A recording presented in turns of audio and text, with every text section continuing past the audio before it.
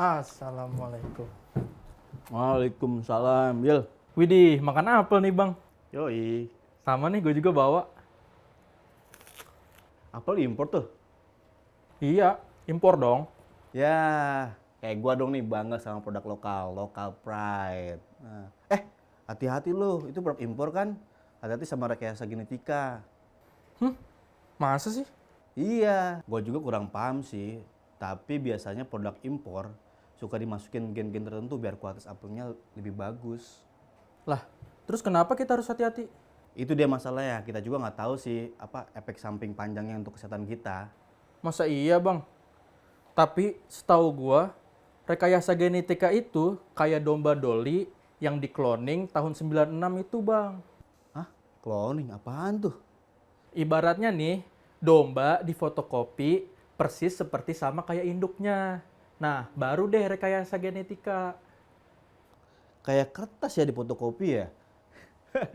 Daripada bingung bang, mending kita simak aja nih persepsi dari lintas generasi tentang rekayasa genetika ini. Siapa tahu ada yang paham. Nah, Assalamualaikum warahmatullahi wabarakatuh, pemirsa MTA yang ada di rumah, dimanapun Anda berada, kembali lagi dengan program Generation Gap. Kali ini kita bakal bahas ya opini mengenai masyarakat lintas generasi mengenai rekayasa genetika. Karena saya juga penasaran. Betul banget nih pemirsa. Kira-kira apa sih pendapat mereka tentang rekayasa genetika ini? Langsung kita tanyain aja nih bang. Kira-kira masyarakat tahu nggak nih ya ilmu rekayasa genetika? Sedikit tahu. Tahu. Setahu saya, ilmu genetika merupakan salah satu cabang dari ilmu biologi yang mempelajari tentang gen ya sebagai satuan pembawa sifat terkecil dalam tubuh makhluk hidup. Nah, dalam perkembangannya mungkin ada sub lain yang lebih luas dari genetika. Tapi mereka tahu nggak sih rekayasa genetika itu apa? Yang saya tahu, rekayasa genetika itu ilmu tentang gen, yang akan berefek pada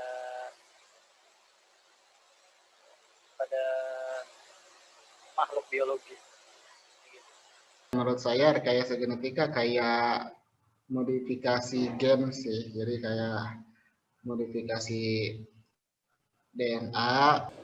Rekayasa genetika setahu saya adalah sebuah cara atau rekayasa ya untuk memodifikasi gen sehingga gen itu dapat berubah dari sifat aslinya seperti itu.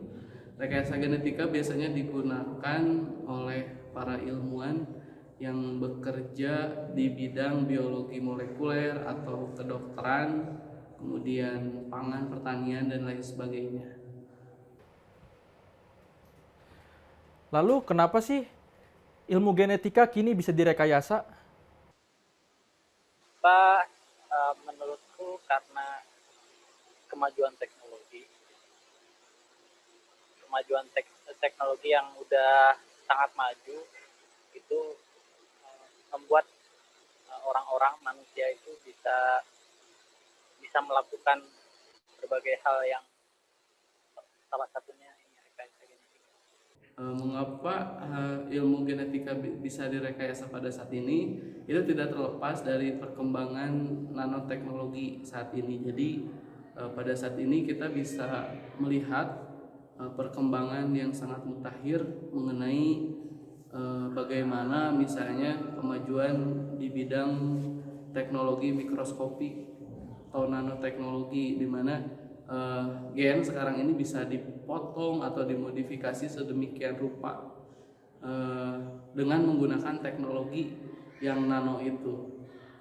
Terus, apa aja nih contoh-contoh rekayasa genetika yang pemirsa MTA di rumah ketahui? Yang saya ketahui, produk-produk rekayasa genetika itu contohnya padi, ya padi unggulan, terus eh,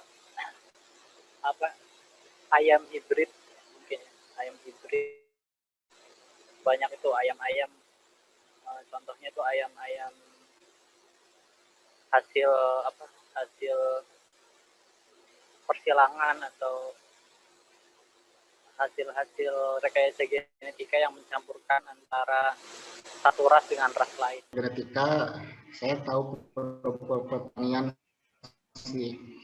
Jadi kayak padi yang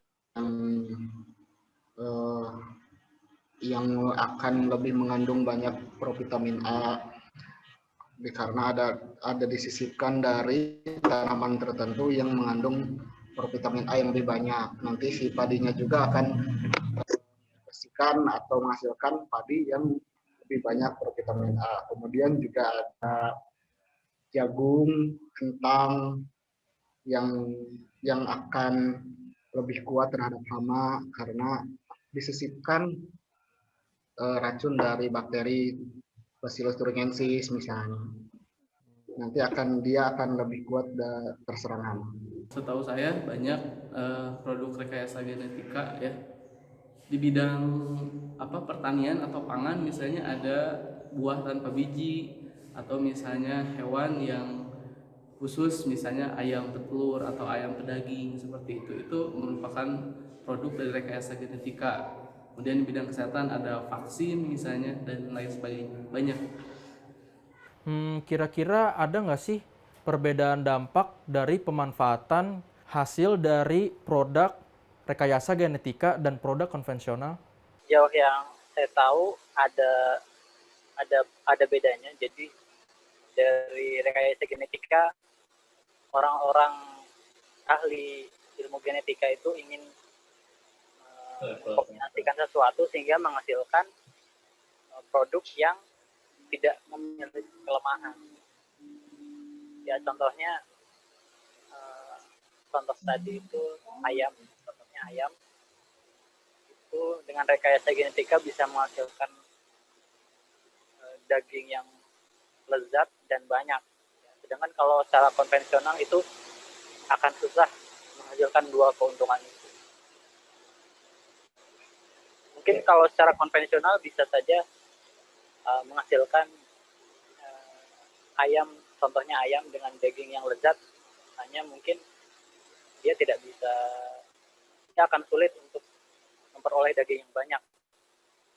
Dengan rekayasa genetika kita bisa menggabungkan dua keunggulan itu. Ya kalau dikelola secara bijak ya tentunya akan berdampak baik ya. Misalnya ada suatu produk atau komoditas pertanian, misalnya padi, ketika direkayasa genetika nanti dia akan lebih tahan hama atau lebih menghasilkan bulir yang lebih banyak dan lebih berkualitas. Kalau produk hasil rekayasa genetika, setahu saya karena sudah dimodifikasi, jadi sifatnya itu biasanya unggul ya. Jadi kalau misalnya ayam petelur memang sudah dikhususkan gitu direkayasa gennya sehingga dia dapat secara terus-menerus menghasilkan telur. Atau ayam pedaging misalnya, itu karena gennya sudah direkayasa, jadi yang paling utama diproduksi tubuhnya adalah daging seperti itu. Kalau yang konvensional kan berbeda gitu. Kalau ayam biasa kan dia tumbuhnya lama seperti itu. Kemudian produk-produknya juga mungkin kalau tidak benar-benar diberikan pakan secara baik itu kan tidak bisa maksimal. Kalau yang konvensional biasanya seperti itu. Jadi masih alami. Nah, sekarang bagaimana dampak yang ditimbulkan teknologi rekayasa genetika, terutama dari segi kesehatan? Kurang tahu kalau kesehatan. Bisa ditimbulkan, sekira ada yang bagus, ada yang juga kurang baik bagi kesehatan. Seperti tadi ada yang kandungan provitamin A-nya lebih tinggi, tentunya itu akan berdampak baik bagi kesehatan. Tapi ada juga yang tadi saya contohkan yang disisipi toksin dari Bacillus thuringiensis, itu justru akan berdampak buruk bagi kesehatan. Menurut penelitian yang saya baca, itu akan menyebabkan terjadinya zat alergen atau nanti akan alergi pada manusia. Sejauh ini sih mungkin masih banyak ya penelitian yang dilakukan oleh para ahli seperti itu. Ada yang mengatakan bahwa produk transgenik atau hasil rekayasa genetika itu bisa berdampak buruk terhadap kesehatan, misalnya menyebabkan kanker atau misalnya alergi dan lain sebagainya. Apakah dalam prakteknya rekayasa genetika harus memperhatikan etika dan mengapa? Iya, menurut saya jawabannya iya, perlu ada etika karena yang akan direkayasa adalah sebuah makhluk sebuah makhluk hidup, sebuah makhluk hidup yang itu juga merupakan maksudnya kita juga sebagai makhluk hidup, sehingga perlu adanya etika untuk melakukan itu semua. Memperhatikan etika. Tentu juga itu akan berpotensi mengalami kegagalan-kegagalan, sehingga kegagalan-kegagalan tersebut akan berbenturan dengan nilai-nilai etika atau moral. Misalnya terjadi kegagalan, kemudian akan mengambil hak-hak hidupnya dengan normal. Menurut saya rekayasa genetika itu harus tetap memperhatikan etika, karena di setiap bidang keilmuan itu juga kan ada etikanya. Dalam hal rekayasa genetika sampai saat ini memang itu masih menjadi debat panjang, karena memang terdapat beberapa upaya untuk merekayasa genetika yang sifatnya itu kontroversial, misalnya membuat manusia hybrid gitu ya. Jadi ada semacam hal-hal semacam itu ada. Jadi misalnya mengkloning manusia, kan kalau dulu ada namanya domba Dolly seperti itu kan, jadi dia bukan dari hasil perkawinan tapi dari hasil gen dari domba yang telah mati dimasukin ke sel telur yang masih hidup, sehingga nanti produknya itu adalah domba yang identik mirip dengan si domba yang sudah mati. Nah, bisa dibayangkan kalau hal ini misalnya terjadi pada manusia, kan bukankah itu bertentangan dengan kodrat kita sebagai manusia seperti itu. Jadi sepanjang rekayasa genetika ini bermanfaat bagi kehidupan, misalnya untuk diversifikasi pangan dan lain sebagainya, atau kesehatan, pengobatan penyakit, itu tidak masalah. Akan tetapi akan menjadi bermasalah atau polemik apabila sudah melampaui batas-batas kemanusiaan seperti itu. Bagaimana rekayasa genetika dari segi agama menurut masyarakat? Secara spesifik saya belum tahu apa pandangan agama tentang rekayasa genetika ini, karena menurut saya rekayasa genetika itu adalah sebuah cara yang itu bisa berefek baik, bisa berefek buruk, tergantung penggunanya. Ya, sebagai contoh, mungkin tadi ya, kalau ayam tadi kan itu kita ingin menciptakan produk yang banyak keunggulannya. Nah, itu menurutku itu adalah penggunaan rekayasa genetika yang baik. Sedangkan contoh rekayasa genetika yang kurang baik itu mungkin sekarang belum ini ya, belum terjadi atau sangat sedikit kasus kejadiannya. Misalnya adalah dengan rekayasa genetika memungkinkan kita membuat manusia itu sendiri berubah bentuk ataupun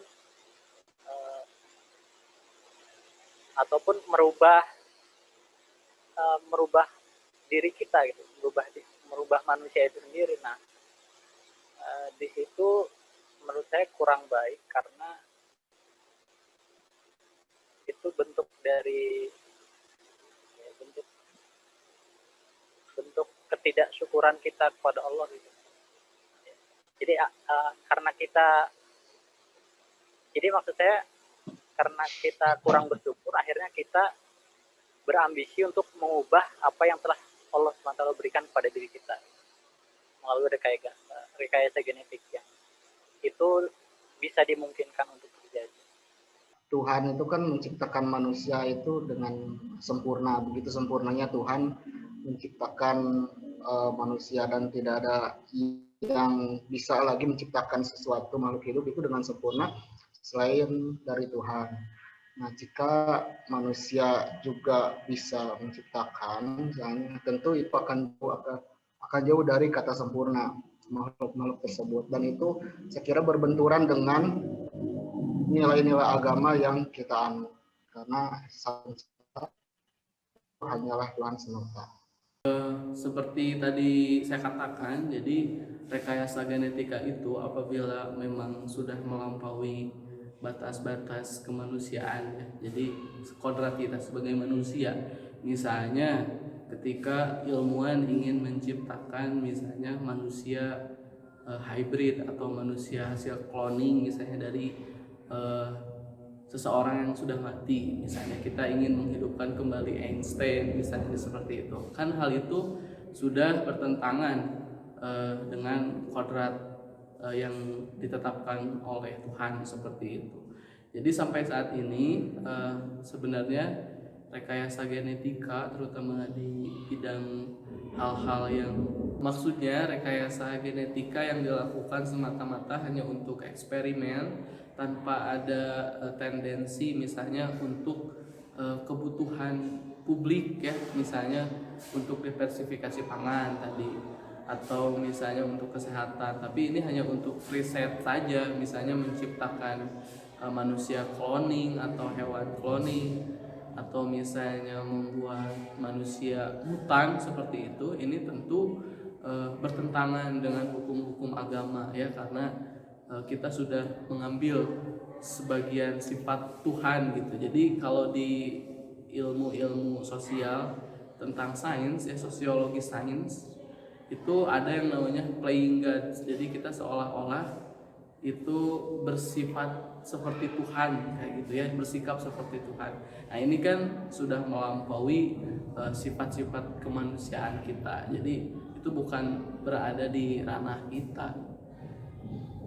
Menurut pendapat masyarakat, bagaimana apabila rekayasa genetika ini dijadikan isu terdepan untuk mengatasi berbagai masalah? Indonesia akan maju karena Indonesia punya sumber daya alam yang bisa digunakan untuk rekayasa genetika. Banyak sekali keanekaragaman hayati bisa diolah oleh ahli-ahli genetika untuk kelestarian sumber daya alam hayati itu sendiri, dan juga bisa untuk memajukan Indonesia karena akibat dari produk-produk yang dihasilkan dari rekayasa genetika itu. Kalau menurut saya, jika genetika ini memerhatikan moral, memerhatikan etika, ya, yang harus dilaksanakan dengan baik, tentu ini akan berdampak baik bagi Indonesia. Menurut saya, apabila memang Indonesia mengandalkan rekayasa genetika, tentu akan sangat positif apabila memang itu dilakukan untuk kebutuhan orang banyak, ya, seperti misalnya tadi diversifikasi pangan, jadi peningkatan kualitas tumbuh-tumbuhan pertanian, misalnya komoditas pertanian atau peternakan. Kemudian di bidang kesehatan, misalnya obat-obatan, vaksin dan lain sebagainya, itu positif. Akan tetapi kalau memang risetnya hanya semata-mata riset yang tidak ada kemanfaatannya, tentu itu tidak baik dilakukan. Oke pemirsa MTA, jadi begitulah beberapa opini masyarakat lintas generasi tentang teknologi rekayasa genetika. Yap, sebagai manusia kita harus berpikir jernih dan melihat berbagai hal seobjektif mungkin. Betul banget. Jadi, pemanfaatan teknologi boleh-boleh aja, asal tahu batasannya. Dan, kalau teknologi rekayasa genetika ini ada manfaatnya, kenapa enggak, ya kan? Yoi, tapi harus memperhatikan etika juga. Oke pemirsa MT yang ada di rumah, saatnya kami mundurkan diri. Jangan lupa tonton terus Generation Gap di channel MTA Indonesia. Sampai jumpa. Assalamualaikum warahmatullahi wabarakatuh.